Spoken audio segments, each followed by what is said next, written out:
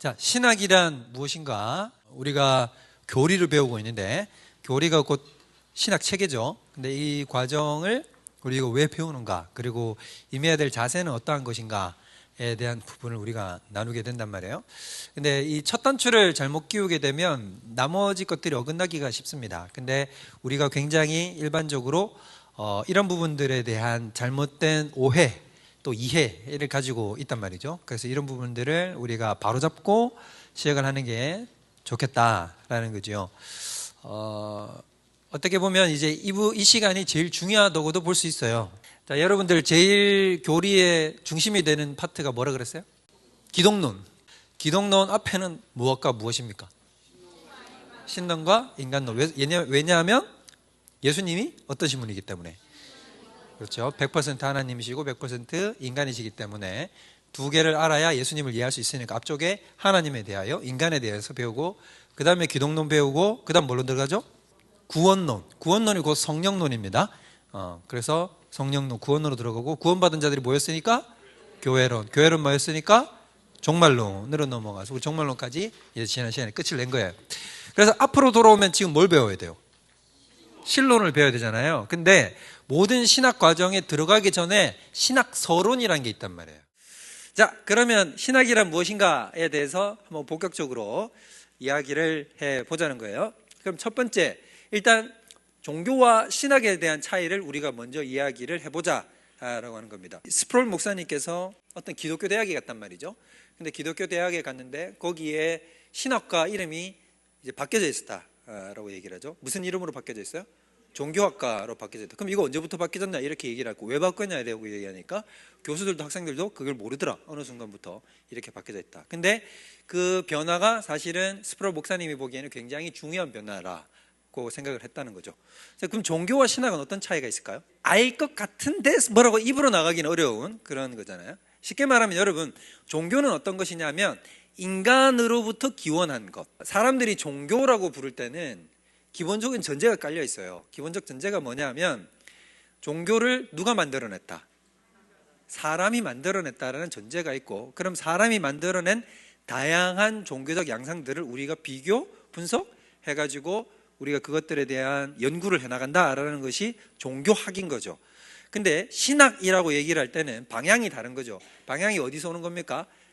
그렇죠. 위에서부터 내려오는 거예요. 그러니까 종교라고 얘기를 하면 밑에서부터 올라보는 건데 신학이라고 하면 위에서부터 내려오는 게 된다라고 하는 것입니다. 그러니까 신학이라고 할 때는 하나님으로부터 주어진 계시를 우리가 연구하고 알아보고 하나님을 알아가는 형태를 신학이라고 이야기를 한다는 거죠. 그래서 밑에 보면 종교라는 것은 자연적 속성이라는 것입니다. 일반적인 자연적인 것에서부터 발원하고 기원했다는 것을 전제로 하고 이 부분들을 살펴보려고 하는 것이 종교라고 하는 것이죠. 이런 식으로 종교를 굉장히 풀어낸 사람이 포에르바하라는 사람이 있어요. 독일의 굉장히 유명한 철학자입니다. 근데 이 포에르바하가 기독교의 기원 혹은 이렇게 종교의 기원이라는 아주 유명한 책을 썼습니다. 근데 그 책에 보면 뭐라고 되어 있냐면 기독교는 위에서 탑다운을 해서 내려오는 게 아니라, 그러니까 하나님으로부터 계시가 내려와서 만들어낸 하나님으로부터 시작된 종교가 아니다. 어떻게 된 거다? 모든 세상의 종교라는 것은 인간이 가지고 있는 욕구와 욕망의 투영이라는 거예요. 어떤 대상에게. 예를 들면 바알, 만몬을 섬긴다고 생각하면 만몬이라는 신이 만들어진 과정은 어떻다는 거예요? 나는 뭘 원한다? 돈을 원한다는 거죠. 근데 돈을 원한다는 것을 신의 이름으로 하기 위해서 어떻게 하냐면 우상을 만들어내는 거죠. 한 단계 더 나아가면 내가 만들어 놓은 우상에 내가 도리어 지배당하게 되는 역전의 현상이 이제 발생을 하게 된다는 거예요. 그 역전의 현상이 발생한 게 기독교다는 것입니다. 그래서 기독교가 인간이 가지고 있는 어떤 욕망과 욕구의 대상으로 하나님이라는 선한 신이라는 것을 창조를 했는데, 그 신이 창조됐는데 그 신이 도리어 이제 누구를 지배하는 형태가 됐다? 인간을 도리어 지배하는 형태가 된 것이 기독교의 기원이다라는 겁니다. 그러면 벌써 어떤 논리인지 알겠죠? 그러니까 기독교에서 어떻게 해야 된다? 내가 만들었는데 내가 만든 게 나를 지배하는 거니까 내가 어떻게 해야 된다는 거예요. 그렇지. 그 지배로부터 벗어나야 되는 것이 당연한 것이다 라고 얘기를 하는 거죠. 그래서 이런 식의 종교관을 가지는 것, 신앙관을 가지는 것은 당연히 어떤 맥락에서 빠져나오게 된 거냐면 유물론, 그러니까 하나님으로부터 초자연적인 것으로부터 온 것이 아니라 모든 것은 어디서부터 시작됐냐면 물질적인 것.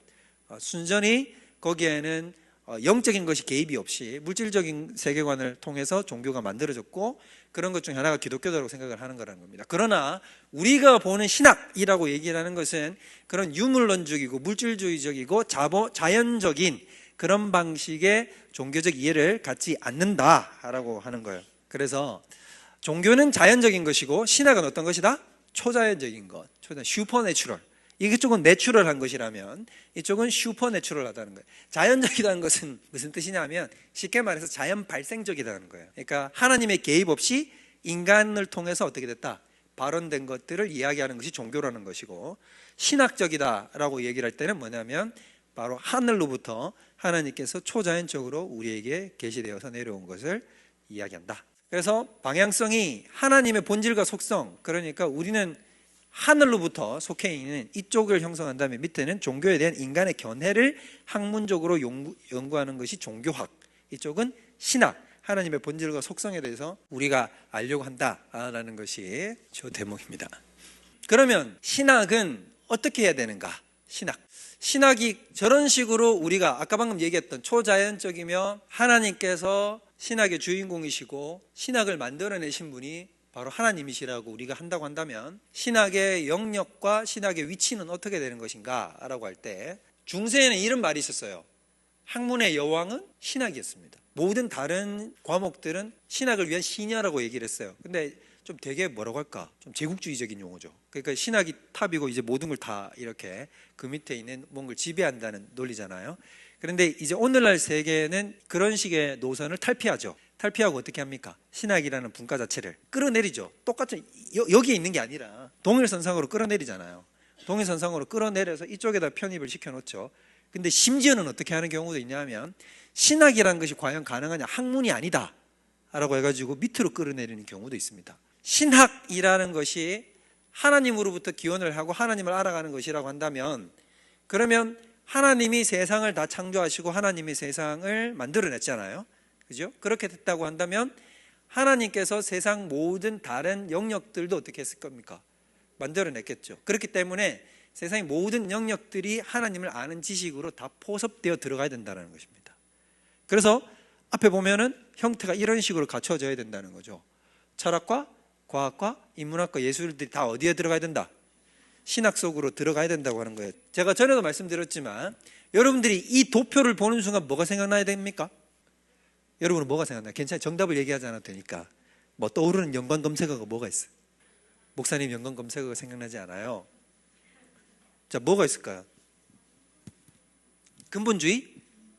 인본주의? 만약에 신학을 끌어내렸으면 인본주의다라는 거죠. 그럴 수 있겠죠. 근데 이 상태를 본다면, 신학이 위에 있고 모든 것을 포괄하는 형태로 이렇게 본다. 일반 계시. 포괄하는 형태면 그렇죠. 밑에 거를 일반 계시라고 할 수 있고 신학을 특별 계시라고 얘기할 수도 있겠죠. 근데 지금 어떤 거냐면, 특별 계시와 일반 계시는 그런 차원은 조금 아니라고 얘기할 수 있어요. 근데 지금 여러분들 지금 어디에 주목을 해서 봐야 되냐면, 포괄하고 있잖아, 모든 걸. 자, 이걸 뭐라고 생각해야 될까? 초성 힌트? 초성 힌트. 히읗이라고, 히읗. 하나님 나라. 하나님 나라가 여러분 뭐라 그랬습니까? 하나님의 통치 그 자체라 그랬잖아요. 그럼 하나님의 통치가 어떻게 된다고? 우리는 어떤 걸 구해야 된다고? 그 모든 영역 속에 하나님의 통치가 임하도록 구해야 된다는 거죠. 그러니까 이게 바로 그거잖아요. 우리가 배운 바로 하나님 나라잖아요. 기독교인은 하나님의 나라를 추구한다 그랬어요. 하나님의 주권적 영역이 모든 분야 속에 임하여 하나님의 다스림과 통치가 드러나야 된단 말이에요. 왜 모든 영역 속에 하나님의 통치가 임해야 하냐면 왜 그런 거예요? 하나님이, 그럼 하나님 거니까. 그럼 왜 하나님 거예요? 하나님이 창조하셨으니까. 하나님 나라가 나오려면 여러분 항상 머릿속에 그 다음 단계로 나와야 되는 게 뭐냐면, 하나님이 모든 세상 만물을 어떻게 하셨기 때문에, 창조하셨기 때문에 그분이 주인이라는 사실을 알아야 되죠. 거기에 반기를 든 게 죄라는 것입니다. 죄를 물리치고 모든 영역을 하나님의 포섭 안으로 끌고 들어와야 된단 말입니다. 고린도서 다 펴보세요. 고린도서 10장 4절 5절.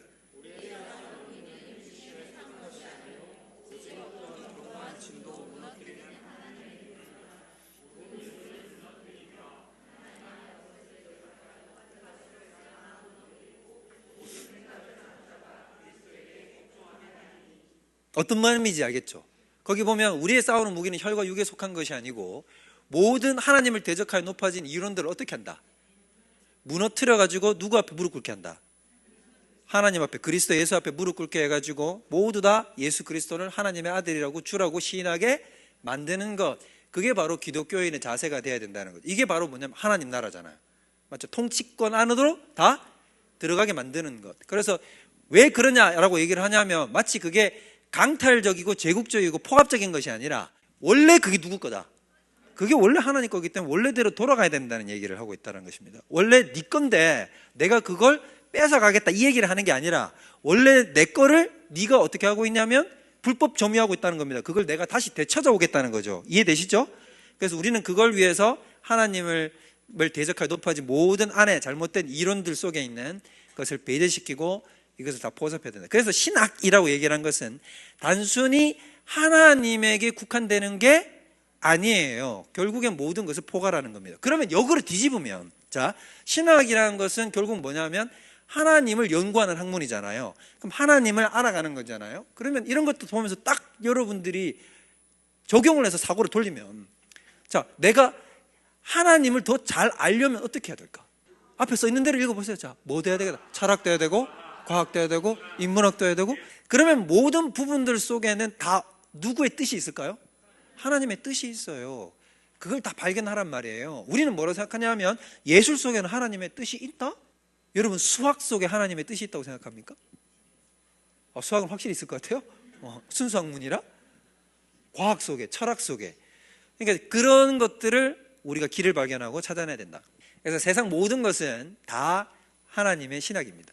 그래서 이게 고도로 발달하잖아요. 만약에 하나님의 뜻과 하나님의 성품과 하나님에 대한 이해와 폭이 넓어지고 깊어지면 모든 것은 어떤 말이 있냐면 이렇게 얘기를 해요. 자, 내가 성경을 이해하는 폭과 깊이가 깊어지면 세상 모든 다른 책들은 모두 다 하나님의 성경을 해석하는 주석서가 된다. 무엇이지요? 그러니까 이게 뭔가 알아야 이런 말이 나오는 거예요. 이렇게. 이게 뭐냐면 어떤 사람들은 전혀 이제 별거에 상관없는 그런 책들을 읽는데 그 속에서 무엇을 발견하냐면 하나님이 이래서 세상을 이렇게 만드셨구나라는 것들을 발견하고 더 이해하게 되고 하나님의 성품에 대해서 더 깊은 해안이 열려지게 된다는 것입니다. 내가 처음에 이게 높아지잖아요. 이게 높아지면 신기하게도 이런 것들을 이해하는 폭이 올라갑니다. 또 동시에 근데 이런 것들을 이해하는 폭이 올라가면 뭐가 또 깊어질까요? 이 신학을 이해하는 폭과 깊이도 깊어진다고 하는 겁니다. 그래서 독서의 폭을 좁히면 안 돼요. 전 분야적으로 다방면을 걸쳐가지고 두루두루 여러분들이 다 읽어나가면서 하나님을 알아가는 지식 가운데 자라나가야 된다는 것입니다. 그럼 신학의 정의는 뭔가? 간단하지요. 어렵게 생각할 필요가 전혀 없어요. 자, theology잖아요. th 발음, 번데기 발음. theology잖아요. 그럼 뭐냐면 이건 데오라고 되어 있는데 영어로는 앞에 이게 영어로 쪼갠 거예요. 그러면 이건 뭐예요? 하나님. 올로지 되어 있는데 이거는 뭐냐면 논리적인 것. 올로지는 어디서 나왔냐면 로고스에서 나왔어요. 헬라어 로고스. 태초에 무엇이 계시니라? 말씀이 계시냐 할 때 그 말씀이 로고스잖아요. 그럼 로고스는 헬라 철학에서 보면 어떤 사상이냐면 논리, 모든 것을 구성하는 근원적 원리를 얘기하는 거란 말이에요. 이 로고스에서부터 이것이 유래됐다라고 하는 거죠. 그러면은 쉽게 말해서 논리적인 것이다 라는 얘기고, 그럼 무엇을 논리적으로, 그 대상은 어떤 거라는 겁니까? 하나님을, 신을 논리적으로 학문하고 연구하는 것을 이야기한다는 거죠. 그래서 데오는 네오스에서 나와서, 헬라어 네오스에서 나와서 하나님을 연구하는 학문이라는 것입니다. 간단하지요. 그러면 방금 얘기했다시피 신학이라는 것이 하나의 학문의 영역, 체계화된 것이라는 것을 우리가 전제를 깔고 있다는 거예요. 자, 무슨 뜻이냐면 이거 지금 잘 따라와야 돼요. 여기서 지금 단추 틀어지면 지금 우주를 헤매게 돼. 자, 논리적 근거를 잘 따라오라고. 하나님을 연구하는 학문이라는 거잖아요. 그러면 이미 로고스가 뒤에 배치가 되었다 했다는 사실 자체는 이미 전제를 깔고 있다는 거잖아. 신이라는 것을, 신이라는 대상을 내가 이해하면, 이해하는 데는 무엇이 깔려 있다? 로고스가 깔려 있다는 거예요. 로고스, 말씀이라고 얘기하지만 여기서는, 자, 로고스라는 얘기는 이것이 논리적 준거와 틀 속에서 이해되어진다는 걸 얘기하는 거예요. 하나님을 어떻게 한다 그랬어요? 학문적으로 연구한다는 거잖아요. 자, 연구한다는 것 속에는, 그러면 여기를 잘 보란 말이에요. 여기에 전제로 깔고 있는 건 뭐냐면 이 대상이 어떻게 이해되어질 수 있다, 연구의 대상이 될 수 있다는 얘기잖아요. 그럼 연구의 대상이 되려고 하면 쉽게 말해서 법칙이 있어야 될까 없어야 될까? 그렇죠. 간단한 얘기인 거예요. 연구가 된다는 얘기는, 연구하고 내가 그걸 탐구할 수 있다는 얘기는 어떤 체계와 질서가 존재한다는 얘기를 하는 거죠. 이해되시죠?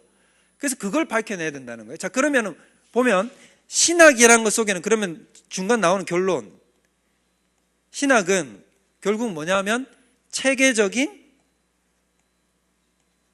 학문이다. 맞습니까? 틀립니까? 맞지요. 체계적인 거라는 거예요. 체계적인 거. 근데 많은 사람들은 이 체계적이라는 것을 탈피하려고 한다. 오늘날 신학 사조가. 여러분, 그 조직 신학을 영어로 하면 뭔지 아세요? 우리가 지금 교리, 조직 신학을 사실 배우고 있는 거거든요. 시스템이라는 거예요. 체계, 시스템. 하나님인데 하나님이 시스템적으로 작동하신다는 거죠. 그 시스템 원리, 전체적인 체계를 우리가 학습하고 습득하는 것이 조직 신학의 내용이라는 것이, 그게 교리라는 거죠. 그 시스템을 하나씩 열거해 놓은 것이 뭐냐면 바로 우리의 교리라는 것이죠. 그러면 이해되죠. 근데 많은 사람들은 뭐라고 생각하냐 하면 신학에는 뭐가 없다, 체계가 없다라고 생각한단 말이에요. 오늘날 신학이. 많은 사람들은, 기독교인들조차도 이게 포스트 모던으로 갈수록 사람들이 가지는 생각과 사고방식과 반동의 내용인데 뭐냐면 시스테믹이라는 것을 굉장히 싫어해요. 교리라는 것이 교조적이라고 생각해요. 순전히 이론적이 빠져 있다고 생각을 해요. 그래서 뭐라고 생각하냐면 나는 뭔가 실존적으로 하나님을 알고 싶지, 뭔가 이런 난해한 문자풀이는 나는 보고 싶지 않아요. 그래서 마치 이 조직신학이나 교리라는 것은 신자들에게도 어떤 느낌을 주냐면 학교에서 수학을 배우는 것 같아요. 근데 여러분, 수학 좋아하셨던 분이 있습니까? 있기는 있는데 잘 없잖아요. 우리 보통 제일 싫어하는 과목이 뭐예요? 다 싫어하죠. 다 싫어하는데 이런 체계가 없다, 체계를 부정하려고 든다는 거예요. 그러면 뭐라고 얘기를 하냐, 이렇게 체계화된 신학을 부정하는 이유가 있어요. 체계화된 신학을 부정하는 이유는 뭐냐면, 제가 여기다가 들었지만 뭐 때문이다, 실존주의라는 것 때문인데, 저 실존주의가 어떻게 해서 이런 영향들을 미치게 됐는가를 잘 봐야 된다는 거예요. 실존주의 철학이라는 것이 기독교 속으로 들어와서 신학적 체계 속으로 들어와 가지고 그것이 영향을 미쳐서 오늘날에는 어떤 형태로 변모됐는가를 우리가 봐야 된다는 겁니다. 이걸 잘 봐야 된다는 거죠. 자, 그러면 실존주의는 도대체 뭐냐? 실존, 뭐가 중요하다? 나의 존재, 실존이 중요하다는 거예요. 그러니까 뭐냐면 벌써 여기에서 이미 이름 자체가 뭐냐면 실존주의니까 개인화되어 있고 파편화되어 있다는 걸 알겠죠. 지금 실존주의는, 자, 전체가 중요할까요? 개인이 중요할까요? 개인이 중요한 거예요. 체계, 전체 시스템이 중요할까요? 개인의 감정과 느낌이 중요할까요? 개인의 감정과 느낌이 더 중요한 거예요. 그래서 모든 해석의 주도권이 전체 체계에 있겠습니까? 개인에게 있겠습니까? 개인으로 옮겨 넘어왔다는 겁니다. 이게 실존주의라는 거예요. 자, 그러면 어떻게 되느냐? 잘 보면 첫 번째, 본질적인 진리는 있다 없다? 없다. 본질적인 진리는 없고, 본질이 아닌 뭐가 있다? 독특한이라는 것은 개개인적인 실존만 존재한다. 개별적 실존만 존재한다는 거예요. 전체 큰 틀은 없다라는 거예요. 두 번째, 그러면 현실에 뭐를 거부한다? 총체적 체계를 거부해요. 총체적 체계, 세상이 가지고 있는 근원적 원리를 무시해버린다는 겁니다. 그럼 세상에는 원리가 있다 없다? 세상을 전체를 잡아 돌리는 원리가 있다 없다? 없다라는 거예요. 없어요. 원리는 없어요. 그래서 반체계적 성향을 가져요. 그러면 유일한 진리는 당연히 없겠죠. 어떤 거예요? 다양한 거죠. 다양한 거예요. 그래서 모든 것이 다 진리가 되는 거예요. 이런 거죠. 당신이 옳다고 생각하는 걸 내가 옳다고 여길 필요가 없다라고 되는 거죠. 네가 좋은데 그걸 나한테 강요할 권리는 없다라는 거예요. 이게 실존주의적이라는 거죠. 더 나아가면 이렇게 되게 되는 이유는 뭐냐면 현실을 논리적으로 이해할 수 없다라는 생각에 전제를 깔고 있기 때문입니다. 왜냐하면 뭐가 없기 때문에? 체계 자체가 없기 때문에 이해를 할 수 있는 법칙 자체가 없으니까 세상은 내가 논리적으로 이해할 수도 없다라고 생각을 하게 된다는 거죠. 그래서 세상은 뭐다? 세상은 의미나 목적이 없다는 거예요. 자, 그 법륜 스님이 하는 얘기가 있었는데, 법륜 스님이 옛날에 힐링 캠프인가 어디 나왔어요. 인생의 목적과 내가 태어난 이유가 뭔지 모르겠다. 그걸 내가 어떻게 하면 찾을 수 있냐? 라고 이렇게 이경규가 물었어요. 그랬더니 그 스님이 뭐라고 얘기를 했는지 아세요? 법륜 스님이 딱 이렇게 얘기하는 거예요. 질문이 틀렸다. 질문이 틀렸다. 뭐라고 얘기를 하냐? 순서가 틀렸다는 거죠. 태어난 이유와 목적을 찾아야 되는 것이 아니라 내가 태어났기 때문에 이 땅에서 내가 어떤 이유와 목적을 가지고 살아야 될 것인가를 물어야 된다. 무슨 말이냐면 이런 거라는 거죠. 인생에게 태어난 이유와 목적이라는 건 처음부터 있다 없다? 없다. 태어났기 때문에 이유와 목적이 생긴다는 거야. 여러분, 이걸 근데 만약에 우리가 전혀 이런 해석적 증거와 틀이 없는 상태에서 이런 얘기를 들으면 어떤 반응을 보일까요? 스바라시한데? 야, 이거 아주, 야, 신묘막측하게 풀었다. 이런 생각이 들잖아요. 안 그래도 거기 있는 패널들이 다 놀라는 거야. 우와, 그러네요. 제가 제일 안타까웠던 게 거기 김성령이 있더라고. 근데 김성령은 이름부터 성령이잖아요. 자기 동생은 성경이거든요. 제가 알기로 그 목사님인가 장로님이 아버지예요. 그래가지고 그렇게 이름을 지어줬단 말이에요. 근데 그 얘기를 듣고 이러고 있으면 안 돼요. 왜냐하면 기독교적으로 봤을 때는 우리에게 궁극적 이유와 목적이 있어요 없어요? 있죠. 근데 그 사람은 뭐라고 얘기를 했냐면 처음부터 이유와 목적이라는 것은 존재하지 않는다. 우리가 어떻게 해서 태어났는지는 모르나, 그 말이에요. 불교에서 얘기하는 건 내가 어떻게 해서 세상에 던져진지는 모른다. 그런데 모르는데 일단 이 땅에 왔으니까 그때부터 뭐를 찾아야 되는 거다? 이유와 목적을 찾아야 되는 거다라고 얘기를 하는 거란 말이에요. 그게 철저히 불교적인 사고관인 거죠. 이런 식의 사고방식, 그게 딱 보면 여러분 지금 뭐예요? 실존주의잖아. 세상은 의미나 목적이 있다 없다? 없다. 혼란스러운 현실이다. 그런데 나는 세상에 있다 없다? 있다.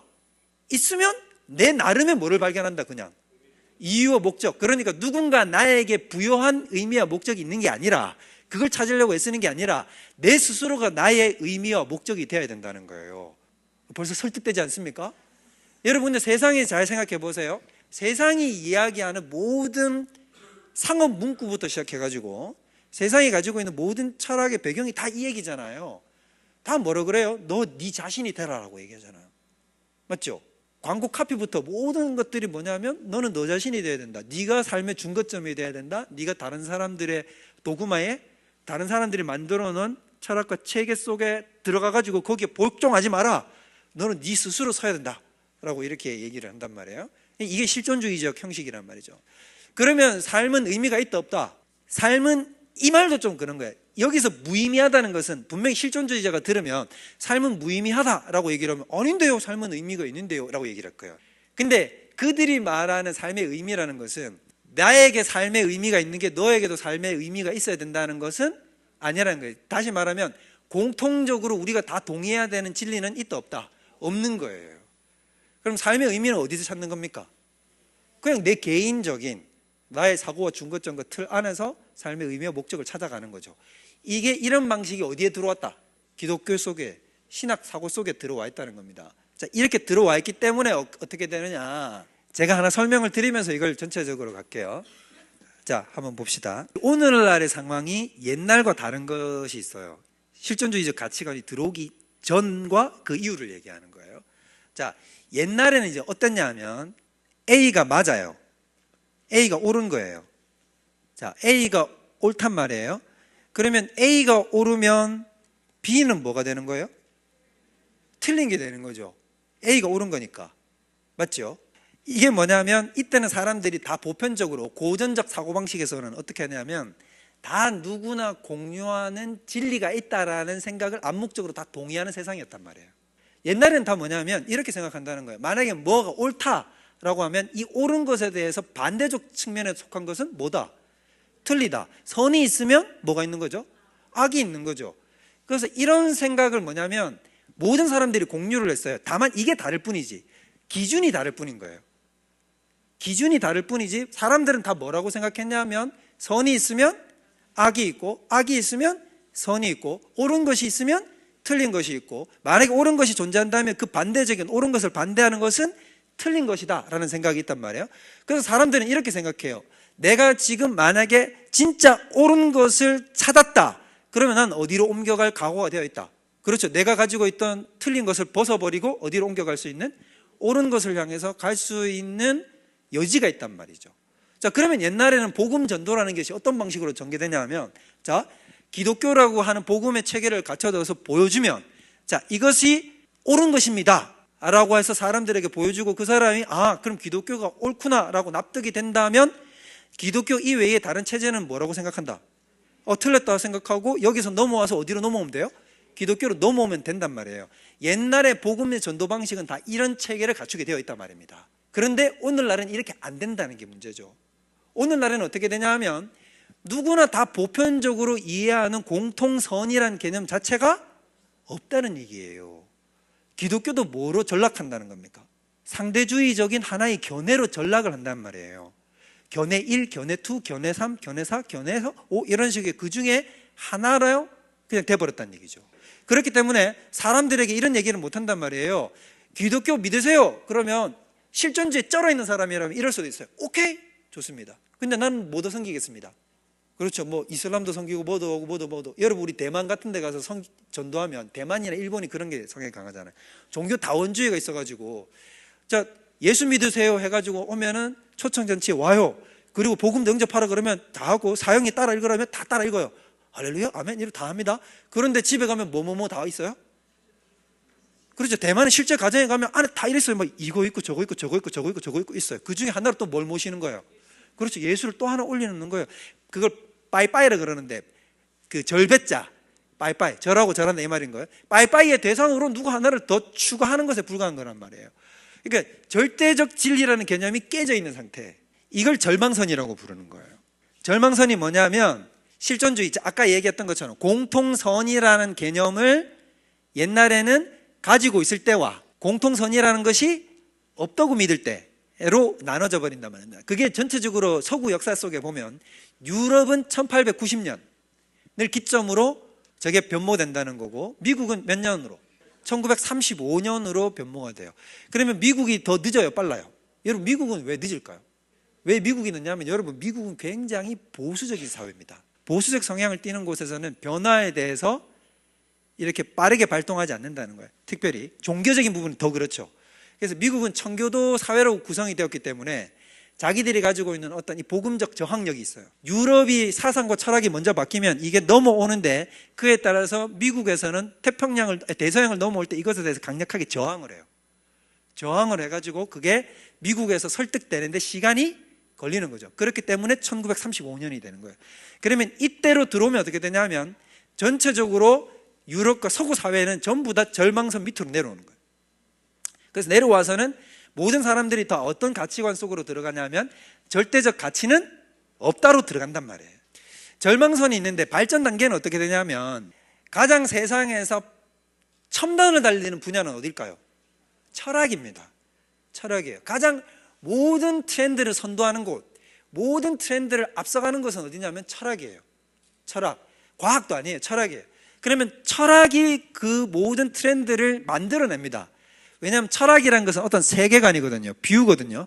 그러니까 세상을 바라보는 관점, 이거에 대한 어떤 사람이 나타나고 또 다른 어떤 관점이 등장을 하면 세상을 보는 관점이 달라져 버리는 거죠. 그럼 세상을 보는 관점이 딱 달라지면 철학을 따라서 곧바로 그것을 변화시키는 대상은 뭐다? 그 다음 분야는 미술, 그 다음 단계는 음악. 그래서 철학이 먼저 딱 되면 그 철학의 영향을 가장 먼저 받아서 바로 변화가 일어나는 것이 예술계 영역이라는 것입니다. 그래서 여러분들도 나중에 보면 이런 실존주의적 철학의 영향을 받아가지고 딱 바로 변해버리는 게 뭐냐면 미술사조인데, 대표적으로 미술사조가 인상주의나, 그죠? 그 다음에 나중에 보면은 피카소, 뭐라 그래요 그걸? 큐비즘이라고 얘기하죠. 큐비즘 같은 게 뭐냐면, 대표적으로 큐비즘이 보면 고정된 시각으로 전체 대상을 아주 있는 그대로 그리는 게 아니라 어떻게 그립니까?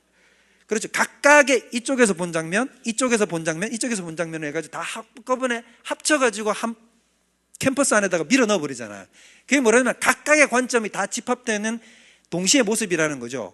그러니까 이게 무슨 말이냐면, 이제 그 공통적 진리를 얘기하는 게 아니라 각각의 실존이 보는 관점이라는 걸 얘기를 한다는 겁니다. 인상주의도 마찬가지인 것이고, 뚜렷하게 대상을 딱 그리려고 하는 것이 아니라 어떤 걸 던지려고 하는 거죠. 각각 해석의 여지를 주는 거거든. 철학 다음에 미술, 미술 다음에 음악. 음악 같으면 교향악이나 옛날은 고전주의 음악에서, 옛날에 고전주의 음악은 교향악이면 1, 2, 3, 4악장 딱 해가지고 멜로디와 구성 라인이 갖춰져가지고 더더더더더더더더 이렇게 흘러가는 뭔가 이해 가능하고 감동받아 마땅한 어떤 선율과 멜로디와 흐름이 있잖아요. 근데 그 뒤로는 어떤 게 등장합니까?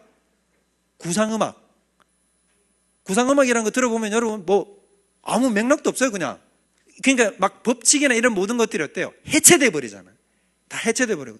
나중에 미술에도 보면 나중에 여러분 어떤 것들이 막 등장을 합니까? 물감을 그냥 확 뿌려버리죠. 뿌려버리고 뭐래요? 딱 들면. 그렇죠. 몇백억짜리야. 이게 뭐냐면 이제 우연, 이런 모든 것들이 뭐가 되는가 하면 이제 그 우리가 공통적으로 추구할 다 공통적 해석의 차원과 원리는 있다 없다? 없는 거예요. 다 파괴시켜버린 거예요. 그래서 여러분 뒤샹 들어봤죠? 그래서 변기 하나 갖다 놓고는 어떻게 했어요? 그거? 최강의 작품으로 샘이었지. 무슨 샘? 그런 것들이 뭐냐면, 그래서 오늘날 미술의 형태도 보면 다 어떻게 가냐 하면, 지금의 미술은 뭔가 어떤 철학을 전달하는 개념은 저는 좀 부족한 것 같아요. 그분들은 뭐라고 생각할지 모르겠지만 어떤 의도를 전달하기보다는 어디에 막 초점이 더 맞추자면 새로운 기법.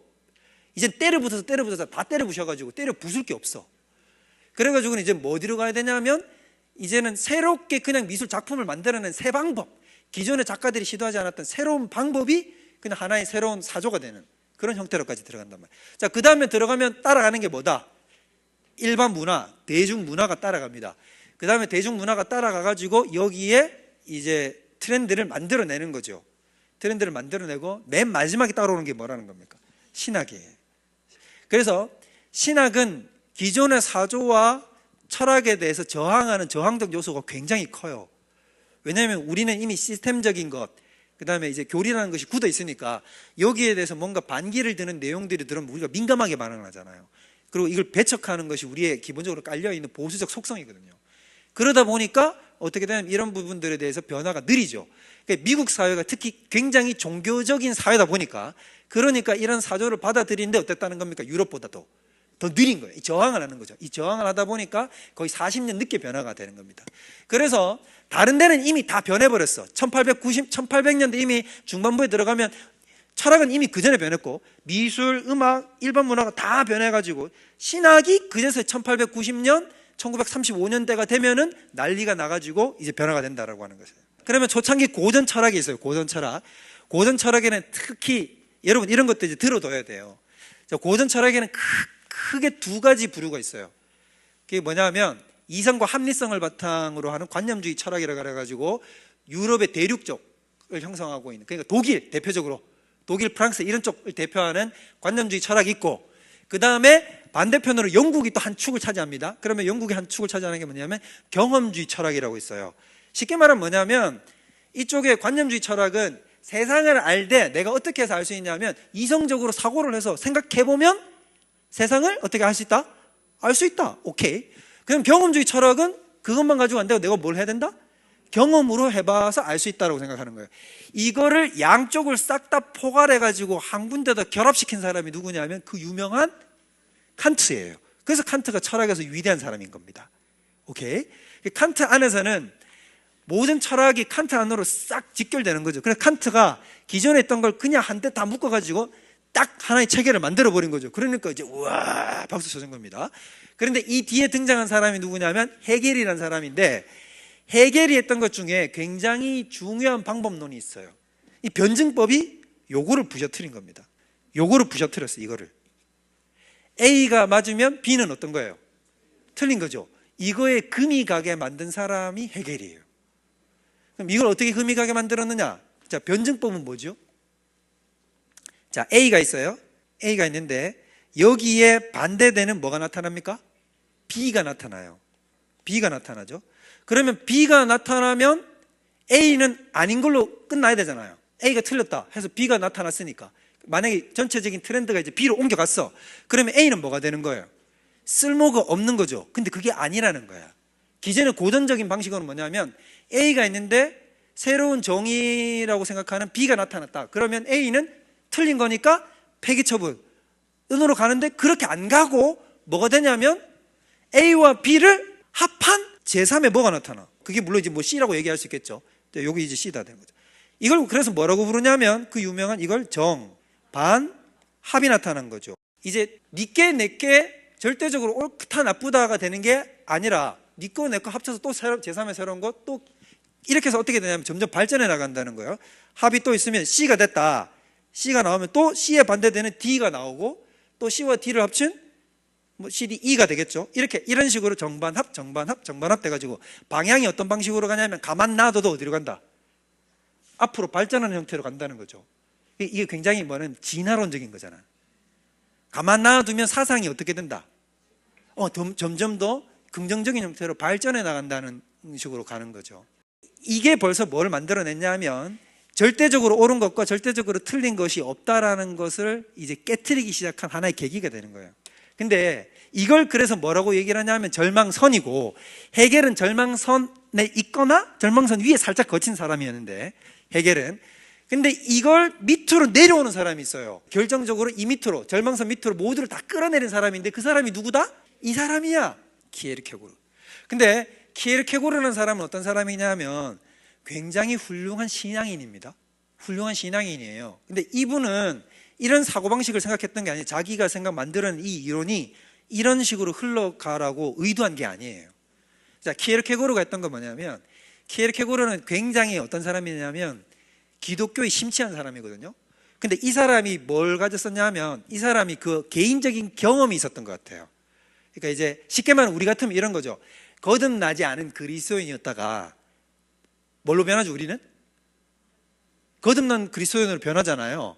그러면서 그걸 우리는 뭐라고 그래요? 인격적으로 하나님을 만났다라고 얘기를 하잖아요. 이걸 철학화시킨 거예요. 이걸 철학화시킨 거예요. 그래서 이 사람이 얘기하는 게 뭐냐면 이 밑에 있다가 이쪽에 있다가 거듭나지 않은 쪽에 있다가 사람들은 이쪽에 있다. 그런데 어떤 계기를 통해서 우리는 어떻게 필요하다. 모든 인간에게는 거듭남이 필요하다는 걸 철학적으로 얘기해서 한 단계 점프를 해가지고 이쪽으로 갈 필요가 있다고 얘기를 한 거예요. 그게 바로 뭐냐면 믿음의 도약이라고 부르는 겁니다. 키에르케고르가 뭐라고 그러냐면 이쪽에 있지 말고 어떻게 하자? 어떤 자기의 실존적 계기를 통해 자기 안에 어떤, 우리는 인격적이라고 얘기하잖아요. 어떤 꽝 하는 계기를 통해 가지고 어떻게 되냐면 이쪽으로 넘어가자라는 거지. 이렇게 얘기를 하는 거예요. 이 자기 어떤 의도인지 알겠죠? 키에르케고르가 하려고 하는 의도, 선한 의도잖아요, 사실은. 근데 이게 어떤 방식으로 나오냐면 이 사람이 예를 든 게 뭐냐면 자기의 책 속에서 이렇게 얘기를 했어요. 성경에 아브라함이라는 존재가 나온다. 근데 아브라함이 하나님이 이삭을 갖다 바치라고 했다. 이삭을 갖다 바치라고 했는데 그건 자기에게 논리적으로 이해가 전혀 되지 않았다. 그런데 아브라함은 어떻게 했다? 그걸 믿음으로 도약을 해버린 거다. 이해되지 않는데도 어떻게 해버린 거다? 갖다 바치라고 하니까 해본 거다, 실제로. 그렇게 해서 그 다음으로 아브라함은 새 사람이 되었다라고 예증을 한 거예요. 맞죠? 제가 옛날에 설교했을 때 생각하는 믿음이라는 설교를 제가 옛날에 했는데 거기에서 제가 이 아브라함 얘기를 똑같이 들었는데 제가 얘기 든 건 키에르케고르 든 거에 반대쪽 예를 들었거든요. 성경에 의하면 아브라함은 생각 없이 믿음으로 그냥 점핑을 한 게 아니다. 그럼 어떻게 점핑을 했어요? 논리적으로 생각을 했다는 거지. 아브라함은 그냥 내가 모르겠는데 일단 하라고 하니까 입 다물고 해보는 거, 이게 아니라 그 전에 하나님이 아브라함한테 뭔 약속을 줬어요? 그렇죠. 너의 씨로 말미암아서 천하 만민이 복을 얻으리라고 얘기했단 말이에요. 그럼 분명히 그 씨는 누구예요? 이삭이잖아요. 근데 이삭을 나한테 약속의 자손으로 100세 때 줘가지고 이렇게 낳게 해가지고 자라게 만들었는데 만약에 이삭을 죽이게 돼서 내 대가 끊어지게 되면 하나님의 원래 줬던 언약이 어떻게 되는 거죠? 깨지는 거죠. 그런데 만약에 내가 그렇다면 얘기는 내가 이 아이를 죽여도 하나님이 어떻게 하겠다? 살리겠다라는 생각과 논리적 귀결로 인해서 그 다음 단계로 그냥 들어가게 자연스럽게 이르게 됐다는, 이게 어디에 나옵니까? 히브리서에서 나오잖아요. 그게 성경이 얘기하는 거예요. 그러니까 키에르케고르가 잘못한 거죠.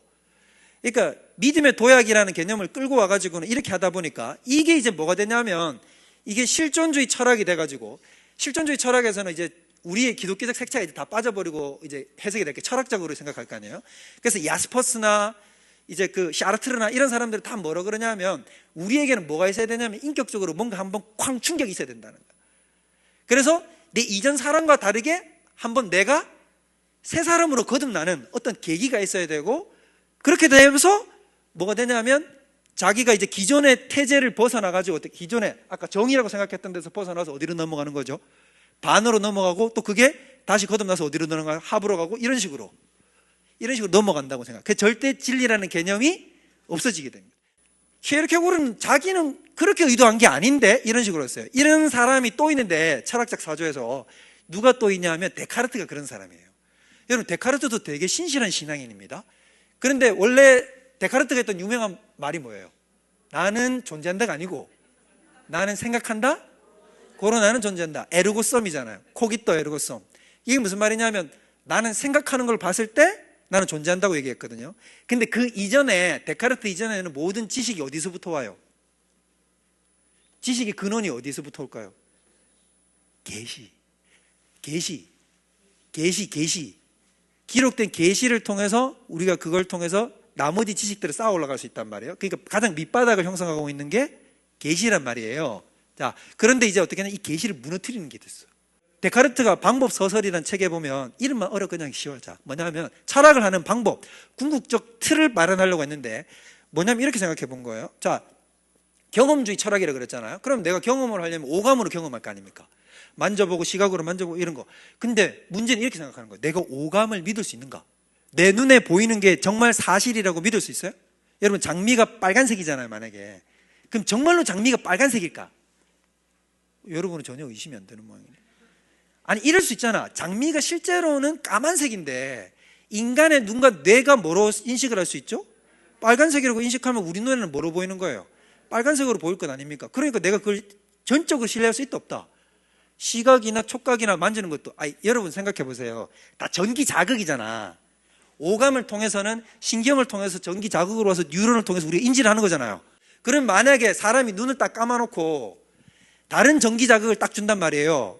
우리 안에 뇌에다가 다른 전기 자극을 딱 밀어넣으면 내가 지금 내 눈으로 보는 물체가 다르게 볼 수 있어 없어요? 있죠.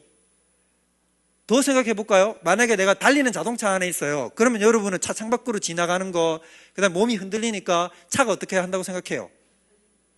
달린다고 생각하잖아요. 근데 만약에 여러분을 어디다가 차에 태우는데 바깥에 아주 정교한 LED로 화면으로 딱 다 창문 영상 다 구성시켜 놓고 차체도 흔들리게 해 놓는 거예요. 그냥 눈 가리고 차에 탔는데 일반 차랑 똑같아 만약에. 그런데 붕 하고 움직이고 앞에 화면은 다 움직이고 그 다음에 바깥에까지 똑같이 돌아간다. 그러면 여러분은 뭐라고 생각할까? 차가 실제로 달리고 있다고 생각할 거 아닙니까? 그러니까 내 오감을 전적으로 신뢰할 수 있는 대상이 아니다.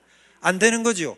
이런 식으로 하나씩 내가 신뢰할 수 없는 것들을 다 깨트는 거예요. 그러니까 그럼 도대체 뭘로 통해서 갈까라고 할 때 내 존재도 확신을 가질 수 있는 게 없는 거죠. 그러다 보는데 자기가 생각했던 게 나가 지금 뭐를 하고 있구나, 생각을 하고 있구나. 그러니까 이게 것이야말로 뭐다? 내가 존재하고 있다는 증거다. 그게 이제 자기의 생각한 가장 밑바닥이라는 거죠. 사실 데카르트는 뭘 끌어내려고 그랬냐면 그렇기 때문에 우리가 보는 계시가 맞고 그렇기 때문에 하나님은 존재한다는 얘기를 하고 싶었던 거예요. 그런데 도리어 이게 역효과를 발휘해가지고 이제는 모든 지식의 근본이 계시가 아니라 뭐다? 그렇죠.